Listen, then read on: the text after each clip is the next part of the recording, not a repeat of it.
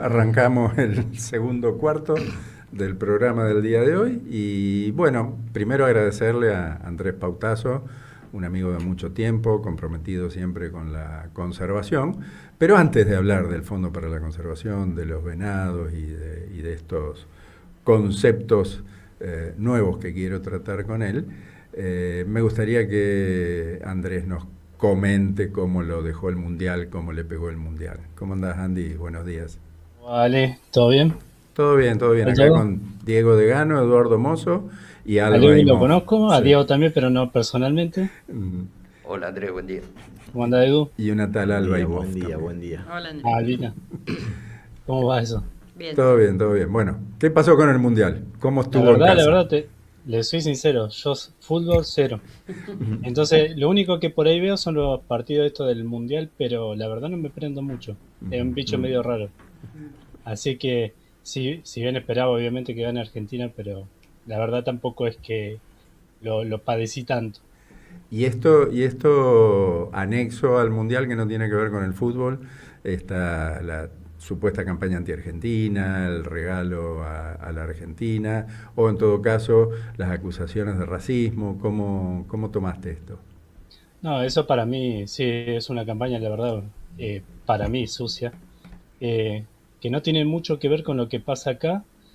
Obviamente que el racismo es muy complejo de abordar en todos lados, y acá no es que no haya, pero me parece que no es una generalización que se pueda hacer para el país, digamos. O sea, prenderlo de la campaña con el Mundial para hacer eso, la verdad que no me parece que esté bueno.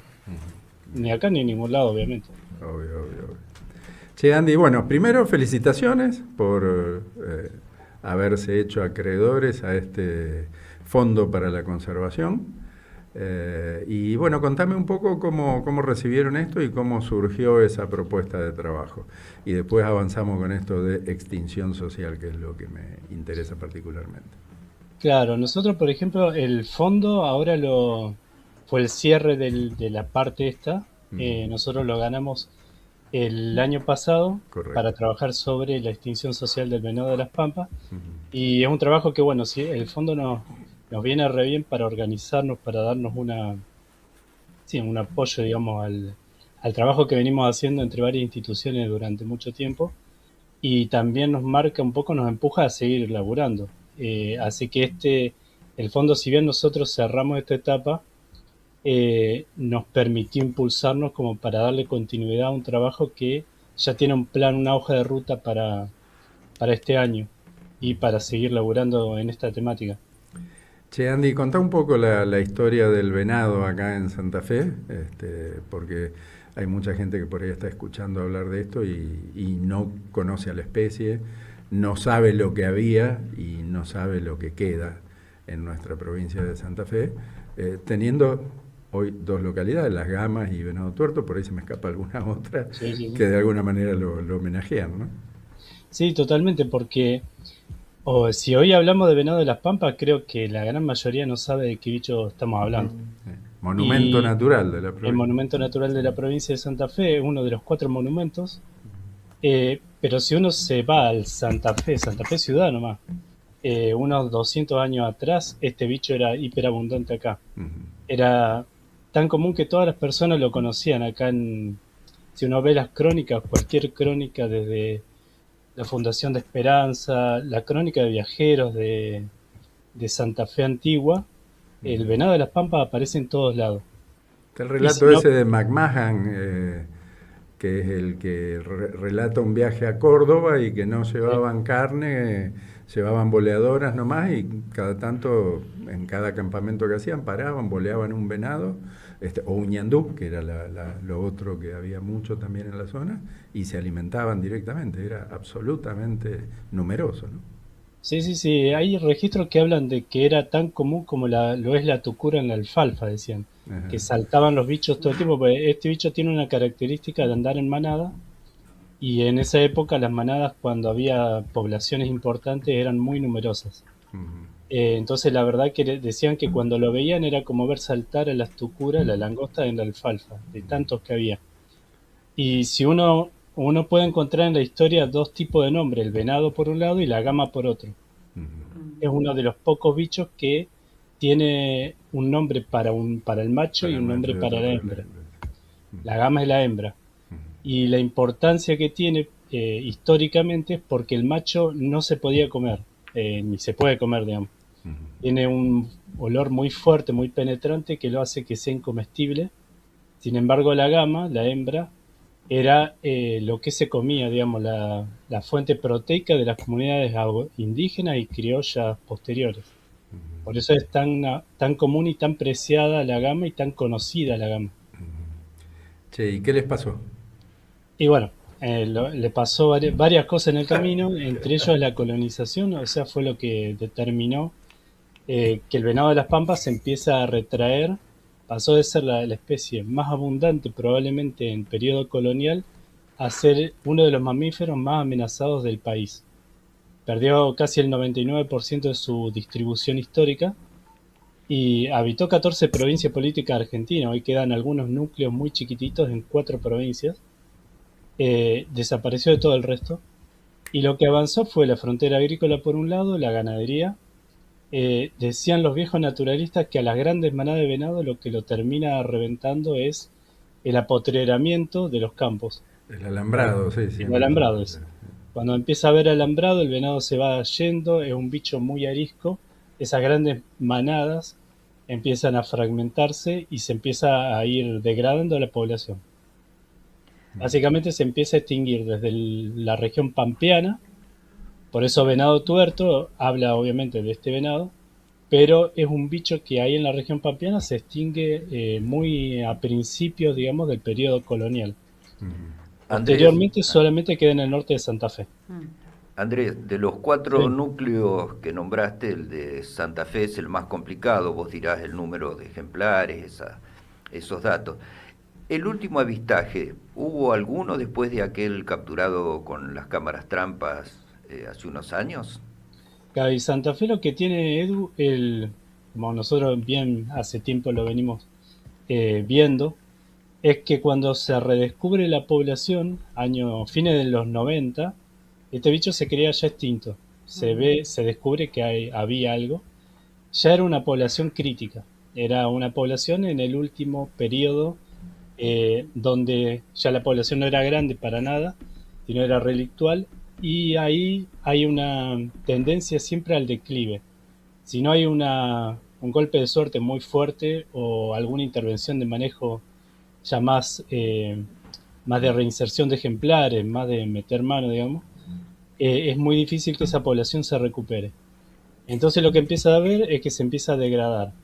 Nosotros empezamos a notar que cada vez la población se achicaba más y el último registro que vos comentás, Eduardo, fue el que hicimos cuando ustedes todavía estaban en la dirección de manejo de fauna. Registramos ese venado, esa gama con cámara trampa en el año 2018. Volvimos a tener otro registro después con cámara trampa también para ese año, pero ningún registro documentado más. Hay paisanos que todavía nos dicen que cada tanto ven alguno, pero lo que te está diciendo es que por más que haya 3, 4, 5, la población, digamos, esta no tiene futuro, virtualmente está extinta, digamos. O sea, no hay forma de recuperarla si no hay una acción de conservación más fuerte, digamos, que sería un poco fortalecer la población con individuos de otros lugares. Claro. No hay opciones. Mirá vos qué paradoja, ¿no? Porque tanto vos como nosotros siempre nos oponíamos a la relocalización de animales y Sí, traer total. de otra zona, pero claro, aquí están en el límite de la diversidad genética y pasa a ser indispensable, con lo cual nos rectificamos muchos de nosotros en este aspecto, ¿no? La Sí, sí, a mí me necesidad tiene pasó cara de justamente hereje. eso. Sí. A mí en lo personal me pasó siempre eso. Yo no quería realmente tocar, creía todavía que era posible revertir la situación, pero hoy en día es imposible porque cada, el último evento fuerte de impacto sobre esta población fue una mega sequía de 3 años, que fue entre el 2006 y 2009. Fueron varios eventos consecutivos de la Niña que determinaron que el pequeño núcleo se deteriore, hubo mortandad masiva, digamos. Quedaron muy pocos ejemplares a partir de eso Y los bajos submeridionales es un ambiente donde va entre esos dos extremos, entre mucha agua y poca agua. Así que existe siempre mortalidad inducida a estos eventos de magnitud. Y en una población tan reducida esas mortalidades impactan mucho. Claro, si recordamos además que los núcleos están totalmente disyuntos, no es que hay Claro, probabilidades de que lleguen de algún otro lugar ejemplares, ¿no? claro, exactamente. No tiene lo que se dice en UICN el efecto de rescate, que podría haber si la población sería un continuo con otra población cercana. Acá están aisladas completamente por varios cientos de kilómetros. La más cercana es Corrientes, pero está el río Paraná, la Cuña Boscosa, es imposible que se toquen naturalmente hoy. Así que no, esa población está cerrada, no tiene opciones ya de inmigración de individuos naturalmente de ningún otro lado. Andrés, soy Diego, ¿cómo andás? ¿Cómo anda, Leo? ¿Cómo es el proceso que tienen que realizar para la obtención del fondo? ¿Y cuál es el destino concreto que tiene y si ese dinero es suficiente? Para el fondo, nosotros en realidad lo que nos ayudó mucho a organizarnos, te ayudó mucho, primero, escribir un proyecto, desarrollarlo, tener la obligación obviamente de concretarlo, Ujú. y eso nos ayuda un poco a organizarnos a nosotros, pero después lo que trabajamos mucho es haciendo una alianza entre, más allá del fondo, entre el Ministerio de Ambiente, el Ministerio de Cultura, con diversos organismos que tiene, en este caso el Ministerio de Cultura intervinieron, por ejemplo, museos provinciales, espacios culturales como trabajadoras y trabajadores de La Redonda, del Alero, Ujú. eh, museos de arte, además del Ministerio de Ambiente que tiene varias direcciones trabajando con nosotros. Entonces lo que nos dio el fondo de alguna forma es la posibilidad de tener algún insumo para generar este museo ambulante que le llamamos, con lo que hicimos todas las construcciones de los dispositivos. Y después ahora es seguir trabajando con insumos propios de cada ministerio, digamos, para darle continuidad al programa. ¿Y cuál sería, digamos, qué ruta va a seguir ese museo? Digamos, cuál es realmente la actividad que van a llevar a cabo? Claro, bueno, lo que planteamos nosotros es, eh, entendemos que el tema del venado de la pampa es tan crítico, eh, que si hoy tenemos que pensar en restituir ejemplares, una población, rearmarla Ujú. o traer ejemplares de otros lugares, eso requiere empezar a trabajar más con la comunidad, porque uno de los problemas que tuvo este venado, entre otros, es la cacería, Claro. el tema de los perros y demás. Si la comunidad rural que convive con los venados que quedan ahora o con los que potencialmente uno pueda reintroducir, no está sensibilizada sobre la situación, Ujú. no conoce al venado ni siquiera, entonces difícilmente pueda hacer conservación de esos ejemplares. Nosotros Andrés, lo que empezamos a ver con el proyecto Venados es lo que le decimos extinción social, Mm. eh, Claro. que es básicamente cuando una especie, por más de que esté presente en el espacio todavía, ya dejó de ser, se extinguió de la memoria colectiva de la Mm. comunidad. O sea, ya nadie habla de este bicho porque ya nadie lo conoce. Y eso pasa cuando la especie pasa a ser tan rara Qué bueno. que la gente, digamos, que convive en ese mismo lugar, no la ve en su vida cotidiana, no tiene encuentros presenciales, entonces el bicho empieza a difuminarse, o sea, ya no está en el diálogo de la comunidad, se va perdiendo y pasa a ser algo raro, algo que en realidad hasta te diría que lo piensan como ajeno al lugar. Nosotros empezamos a ver eso porque cuando trabajamos con el proyecto Venado a fines de los 90, trabajamos con vaqueanos, paisanos de la zona, que conocían muy bien al venado y tenían toda una historia arraigada a Claro. costumbres criollas e indígenas que venían de mucho tiempo atrás.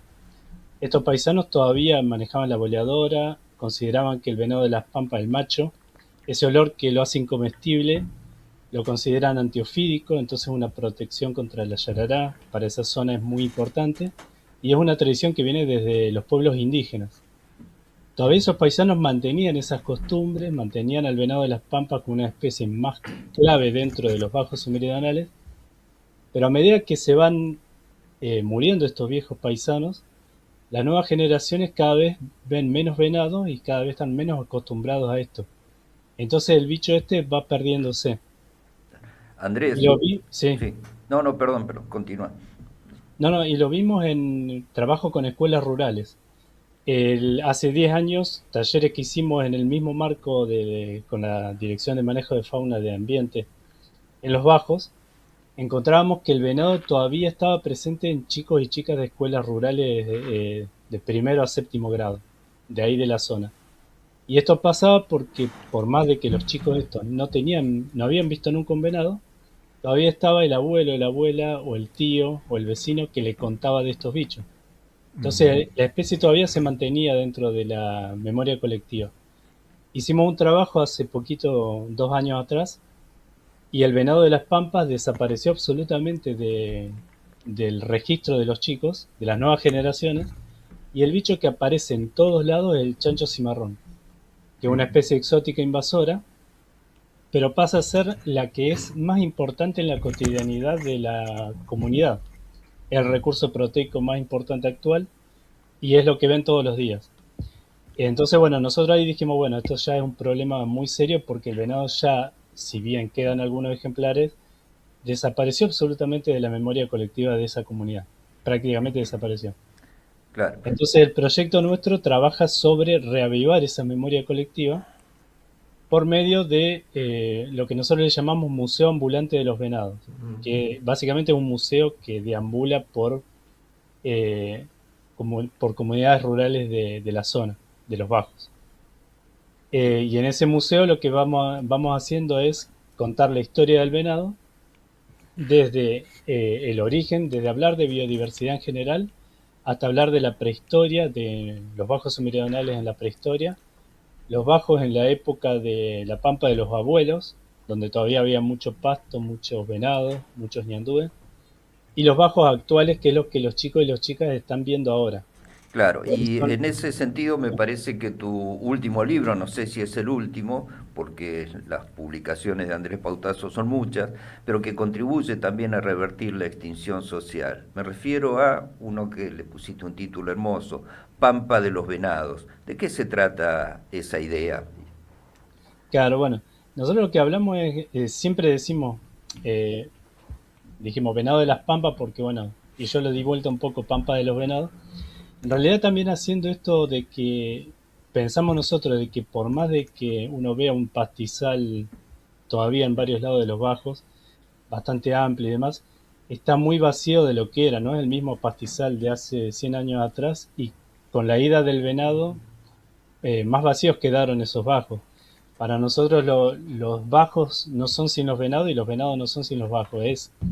Están tan amalgamados, digamos, que no podés desvirtuarlos sin disociarlos sin desvirtuar ese conjunto. Entonces un poco lo que tratamos de hacer es rescatar a los venados para rescatar también la memoria, la costumbre de nuestras comunidades y mirar los bajos en su conjunto. No solamente una especie, sino el pastizal con los venados, con los ñandúes, con los chorlitos. Eh, Básicamente el venado es eso, es una antorcha que te ayuda a iluminar al resto de la biodiversidad del lugar. Che, Andy, para que tengo una...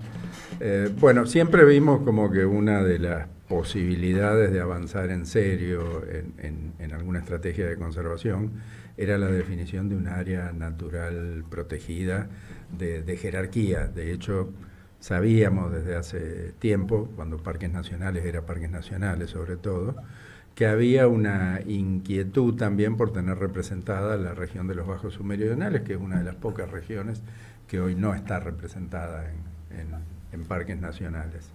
Hubo un proyecto muy rudimentario, muy embrionario, digamos, para hacerlo, y también surgieron algunas posibilidades de hacerlo reserva provincial, de que haya alguna reserva provincial ahí en la región, que tiene otras dificultades, obviamente lo ideal sería un parque nacional.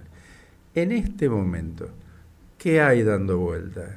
Lo de parque sigue siendo una posibilidad.